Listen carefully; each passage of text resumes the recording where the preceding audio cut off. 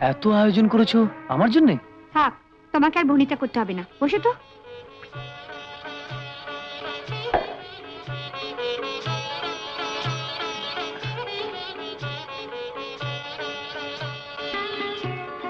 তোমরা খুব সুখে আছো না সত্যি? খাবার ঠান্ডা হয়ে যাবে, খাও তো। তোমার শাশুড়ি কেমন লোক গো? খুব ভালো। বৌমা কোথায়?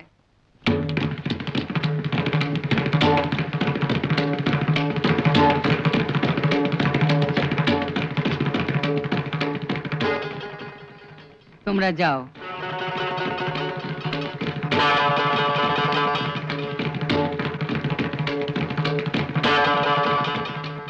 ওকে। ও দীপঙ্কর। কে?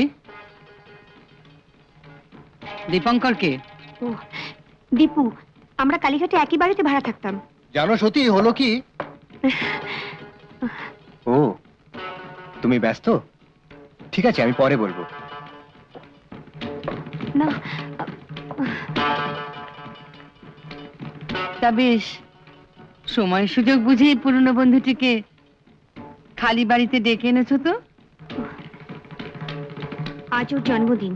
যার তার জন্মদিন করবার জন্য কি তোমাকে ঘোষ বাড়ি বউ করে আনা হয়েছে? না না, আসলে আমি বসবার ঘরে অপেক্ষা করছি, তোমার সঙ্গে আমার কথা আছে। সত্যি আমি তাহলে যাই? না, তোমার জন্মদিনে আমি তোমাকে নিমন্ত্রণ করে এনেছি। তোমার মুখে খাবার না রুচলো তোমাকে খেয়ে যেতেই হবে। সত্যি? নইলে আমি কিন্তু তোমার চোখের সামনে বিষ খেয়ে মরবো। সত্যি শোনো, আমি না, বসো খাও। বাতাসির মা, বাতাসির মা। কি বৌদিমণি? এনার খাওয়া হয়ে গেলে এনাকে আমার ঘরে নিয়ে গিয়ে বসাবি। তুমি যাবে না কিন্তু, খাও।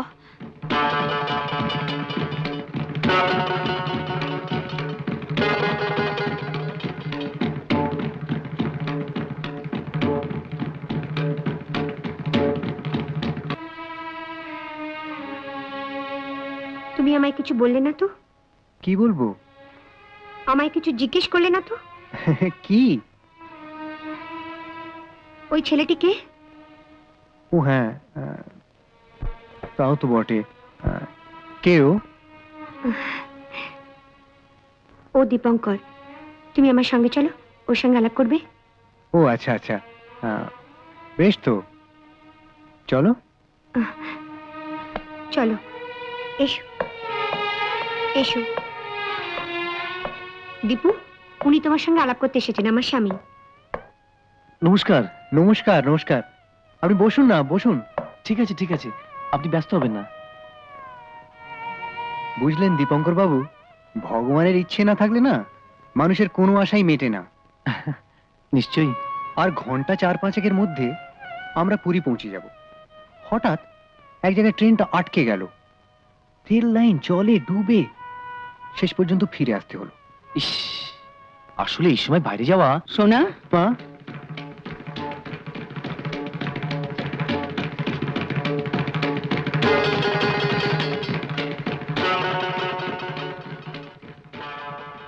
এ কি, তুমি এখনো যাওনি? আমি ওকে যেতে দিইনি। কেন? আমি আমি এক্ষুনি চলে যাচ্ছি। হ্যাঁ? আরে দীপঙ্কর বাবু, আপনার সঙ্গে তো ভালো করে আলাপই করা হলো না। ওকে আর আটকে রেখো না সোনা, ওকে যেতে দাও।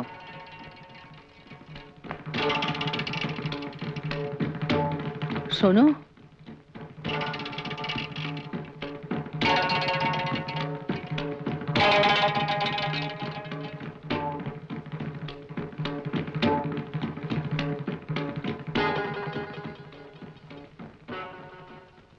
দেখো বাপু, আমি মরছি আমার নিজের জ্বালায়, তুমি আর এর মধ্যে এসে আমার জ্বালা বাড়িও না। যাও, আর কোনোদিন এ বাড়িতে আসবে না।